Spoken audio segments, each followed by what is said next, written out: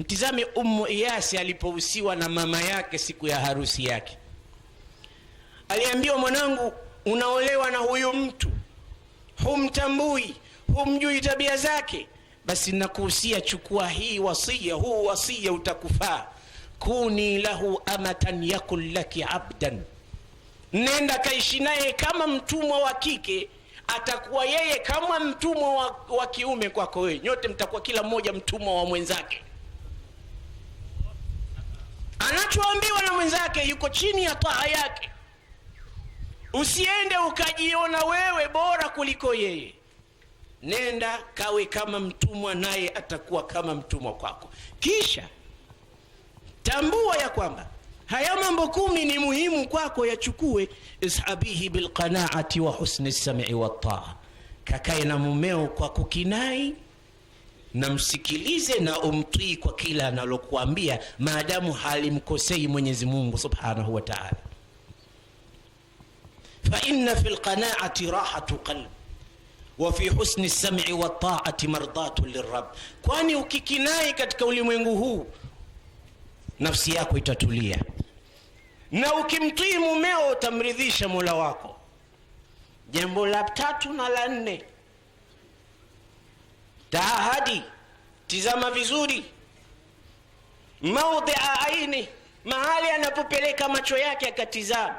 Watafaqadi maudhi'a anfi, na tizama vizuri pua yake mahala inapoingia na kunusa, inanusa kitu gani? Fala taqau ainuhu minki ala qabih, asije mumeo akakuona katika mandhari mabaya wala katika lolote lenye kuchukiza. Wala yashumanna minki illa atyaba rih, wala asishumu kutoka kwako isipokuwa harufu njema. Mama zetu mnasikia huu wasia.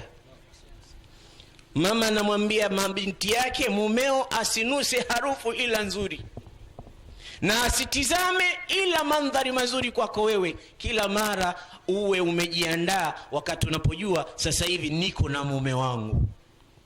Lakini hawa wake zetu huwa wanajiandaa wakienda harusini, wakienda katika shughuli, akirudi nyumbani tu yale mapambo na marembo yote yanavuliwa, alafu ndo anaenda kulala na mumewe. Madhahabu, mapete, tena anamwambia nisaidie, vuta huko, anavuta huko, anatoa kila kitu. Mapoda yote yanafutwa futwa, joto Bukhari, anafuta malipstick yote, maudi, anakwenda kukoga, anakaa pale, anavaa tambara lake la kawaida, ndo yuko na mumewe. Mchana anashindia dira ambayo dira ile ni duni thaman, pengine kakandia na maandazi hilo hilo, mchana kutwa anapikia hilo hilo, na hilo hilo ndilo analompokea mumewe anapotoka katika shughuli zake. Tizama, ndoa nyingi zinaharibika kwa sababu ya uchafu. Ndoa nyingi zinaharibika kwa sababu ya mandhari machafu katika mazingira ya nyumbani. Mpaka nyoyo zinakuwa zina shiba, na moyo ukishakataa kupenda tena huwezi kulazimishwa. Mshairi mmoja anasema, innal quluba idha tanafara wudduha mithlu zujaj kisruha la yush'ab la yujbar. Nyoyo hizi zinapokataa tena kupenda, kwa sababu wewe utakuwa mwenzako unamkimbilia, yeye anakukimbia kwa uchafu wako. Mwenzako wewe unamfuata, yeye anatafuta njia ya kukukwepa kwa sababu mazingira yanakuwa sio mazuri. Kwa hiyo moyo unakuwa kama mfano wa kioo, kikivunjika hakiwezi tena kuungwa. Ndio pale unasema ndoa hii imekuwa ndoana, haiwezekani tena mimi kuishi na huyu. Sasa angalia vizuri mandhari yake, na angalia vizuri pua yake. La yashumanna minki illa atyabari, asivute asinuse nyumbani isipokuwa harufu njema ya udi na yasmini na vilua na aina zote za manukato ziwe wewe unatafuta ajili ya kumhudumia mumeo nyumbani. Leo utasikia harufu ya udi tu kukiwa na harusi, siku nyingine zote husikii chochote, kunanuka nyumbani badala ya kunukia. Utamwona mkeo anang'ara siku ile ambayo kuna nyumbani hapo anapokea mahari, na yeye ndo anakwenda. Hata njiani mnapokutana kwa bahati mbaya unauliza, huyu mke wa nani? Kumbe wako. Hukuzoea mandhari haya kule nyumbani, umezoea kumuonea na makanga yake mawili basi. Na na ujue kuchagua nguo za kumridhisha mumeo. Na wewe mume pia, ukivaliwa nguo nzuri na kutengezewa mandhari mazuri na nyumba ikiwa inanukia, onyesha furaha yako na athari kwamba leo kuna mabadiliko, na angalau kila unapokuja na zawadi kwa kitendo kile.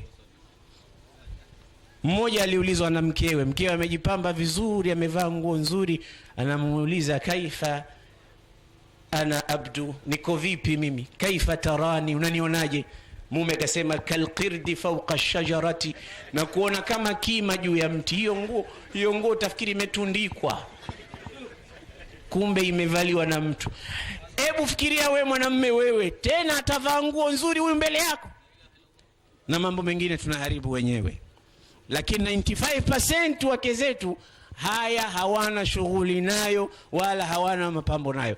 Bibi Aisha alikuwa na jina lake, anaitwa na bwana Mtume ya Aisha, alikuwa anamkata jina kwa maana kwamba ile kudhihirisha upendo kati yake.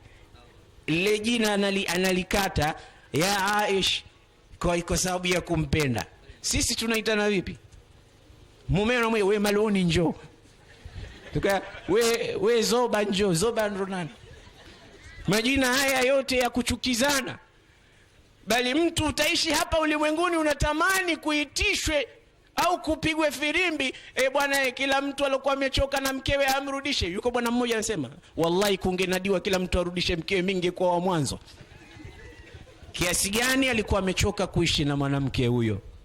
Ndio maana bwana mmoja alikuwa anasoma Qur'ani siku moja, akaona kauli yake Mwenyezi Mungu, udkhulul jannata antum wa azwajukum tuhbarun. Anaambiwa siku ya kiyama, ingieni peponi nyie na wake zenu, kwa sababu mshahara huu mnapewa na Allah kwa yale mliokuwa mkiyafanya huko duniani.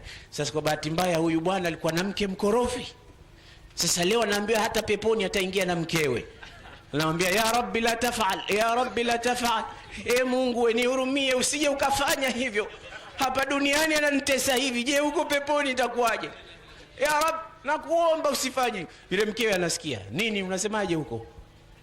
Akaambia Mungu anasema eti peponi utakwenda nami. Vituko vyako hivyo siwezi kuvumilia tena, maana subra ina mipaka yake. Ajibtu li Misrin tahdumu al-haqqa laysa ahluhu wa tafkharu bis-sinawri wayhaki ya Misru idha irtafa'a al-usfuru wa inkhafada an-nasru. Salamun ala ad-dunya salamun ala al-wara idha irtafa'a al-usfuru wa inkhafada an-nasru. anasema sabarna ila amalla min sabrina as-sabru faqulna ghadan aw ba'dahu yanjali al-amru fakana ghadan umra ولو شد حبله لانطوى من هذا الغد الدهر فقلنا عسى أن يدرك الحق أهله فكان عسى ملة وما طعمها مر. Subra hiyo ina mipaka yake. Subra ikiwa haiwezekani tena ndo, lakini watu kama Mtume sallallahu alaihi wasallam hupokea haya bisabrin jamil, kwa subra njema. Ndugu zangu, matatizo ndani ya nyumba yapo na hayatomwa, na sote tulikuwa hapa, kuanzia mimi mzungumzaji mpaka wasikilizaji, tuna matatizo katika nyumba zetu. Imamu mmoja alisalisha msikitini kwake, akauliza, jamani, ni nani katika wasalihina hana matatizo na mkewe? Kila alokuwa hana matatizo na mkewe aseme, alokuwa na matatizo na mkewe anyanyuke. Ukanyanyuka msikiti mzima, kuonyesha kila mmoja ana ya kwake, yanapishana tu, huyu ana 10, huyu ana 20, huyu ana 100, huyu ana 1000. Mmoja hakusimama, kakaa kitako, wakamuhusudu, wewe una mke, una huraini, wewe huudhiwi? Akamwambia, Imamu, mie ningekuwa wa mwanzo kunyanyuka, lakini mke wangu alinipiga mpaka mguu akanivunja, hata kusimama siwezi. Kumbe yule hajasimama kwa sababu haudhiwi, hawezi kwa kipigo cha mkewe. Unaona wake wengine wanakunja ngumi, tafikiri wako kwenye ringi, wanawapiga waume zao. Na ndio maana mwanamume hathubutu kusema kitu, na anaambiwa niache uone. Kama wewe mwanamume kweli, niache na mimi nitakuacha mimi, sio wewe. Na siku ikiwa kweli, anamwambia talaka nishaiandika, tia saini tu hapo, mimi nende kwetu. Hao wanawake hawa hawajaisoma historia ya bwana Mtume Muhammad sallallahu alayhi wasallam. Basi ikiwa bibi Aisha alikuwa anaishi hivi na Mtume, mfano ule tunaonyeshwa sisi, Siku nyingine anajua Mtume mazingira ya nyumbani yanamchosha mwanamke, anamtoa nyumbani, anampeleka nje. Akasema bibi Aisha, kunna ma rasulillahi fi ba'dhi asfari, tulikuwa na Mtume katika baadhi ya safari zake. Faqala lilqaum, akawaambia watu, taqaddamu taqaddamu, sogeni mbele, sogeni mbele. Kisha kanita, ya Aisha atusabiqini, taala litusabiqini, njoo ushindane nami. Aisha akaja sema, wa kuntu yawmaha khafifa aljismi lam ahmilu lahm, siku hiyo nilikuwa mwembamba, sina nyama, sijanenepa, bado mdogo mdogo, naweza kukimbia. Sema fasabaqtuhu, nikashindana naye Mtume mbio, nikamshinda. Anasema tukaishi mpaka nikawa nimesahau, ikaja wakati nimeshanenepa, nyama zimejaa mwilini mwangu. Akaniita tena Mtume siku hiyo tunasafiri, akamwambia watu, taqaddamu. Akanambia, je, utashindana nami? Akamwambia naam. Asema fasabaqtuhu fasabaqani, nikashindana naye akanishinda bwana Mtume.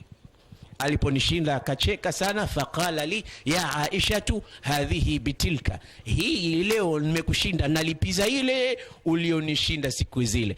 Mtume alishuka chini ya akili ya Aisha wakati yeye amemzidi biasharati sinin, kwa sababu anajua mke mdogo na mke ambaye katika mandhari haya anatakiwa naye kupelekewa katika mambo yanayolingana na mazingira yake.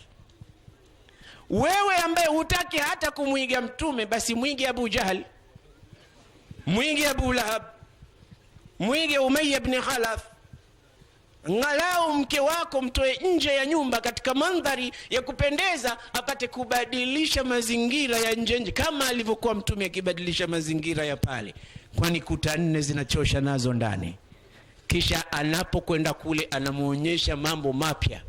Anasema siku hiyo tunakunywa, bibi Aisha anakunywa kupitia chombo, kisha anampa mumewe anashare chombo kile na anashare, bali anashare mahala alipoweka mdomo bibi Aisha. Mtume anazungusha glasi, anaweka wake pale alipoweka mkewe. Mimi na wewe tunafanya hivyo? Na mke wangu mwenyewe anapigi mswaki wiki nzima. Mtume anaweka, anaonyesha upendo. Na siku alipokuwa bibi Aisha yuko katika ada zake, anasema alikuwa Mtume anakaa na mimi, analala baina ya analala fi hijri. Bwana Mtume yuko pamoja, anadhihirisha kwamba hata ukiwa katika ada yako wewe sio mtu wa kukimbiwa.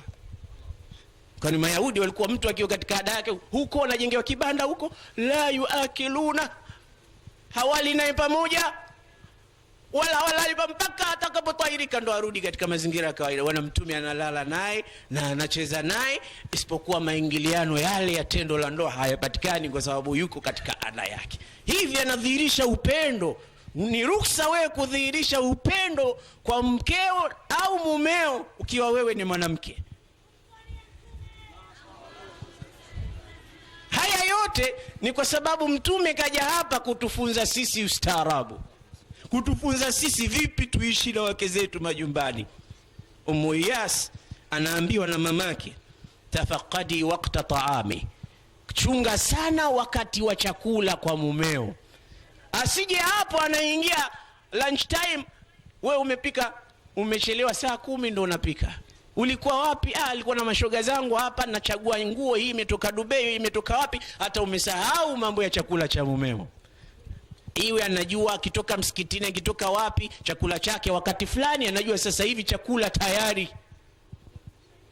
Kisha akifika unamuuliza hali ya huko vipi, na wewe mume huko usikae siku nzima bila ya kumuuliza mkeo, nyumbani vipi, watoto vipi, hali yako, mpenzi wangu vipi. Angalia hawa watu, lugha hizi hawazitumii kwa wake zao, lakini ukimwona pembeni na simu yake na hawara yake, la haula wala quwwata illa billah, utasikia kalamun maasul, maneno matamu yaliyotiwa asali. Hayo mkewe ni mwiko kuyasikia. Yuko na hawara, I can't live without you. Mie siwezi kuishi bila ya wewe. Mimi sili kwa sababu yako. Na ukienda kwao utaona matonge makubwa anapiga. Mie silali mie. Na ukifika utaambiwa hajaamka bado. muongo mkubwa huyu, na wanawake wanadanganywa. Lakini kwa mkewe lugha chafu, lugha fadhu, lugha katili ndizo anazozitumia. Tutumie lugha hizi za kutengeza mazingira, uone kalima mabadiliko machache. Waingereza wanasema a little change can change a lot.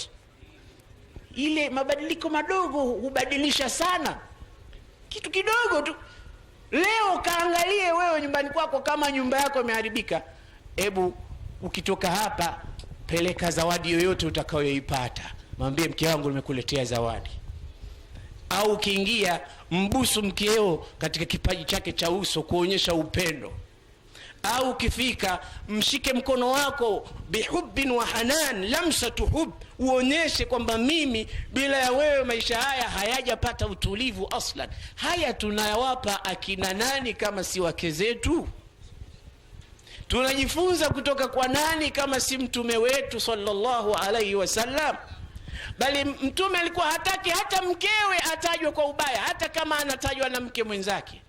Siku hiyo anatajwa bibi ya Khadija. Bi Aisha anasema bado namtaja tu Khadija, alikuwa ni kizere, midomo yake imekauka, mimi mtoto mdogo, sasa hivi nafasi ya Khadija iko wapi? Mtume akamwambia nisikusikie tena unamtaja Khadija kwa hivyo. Laqad amanat bi yawma kafara an-nas, yeye aliniamini mwanzo siku watu wamekataa kuniamini.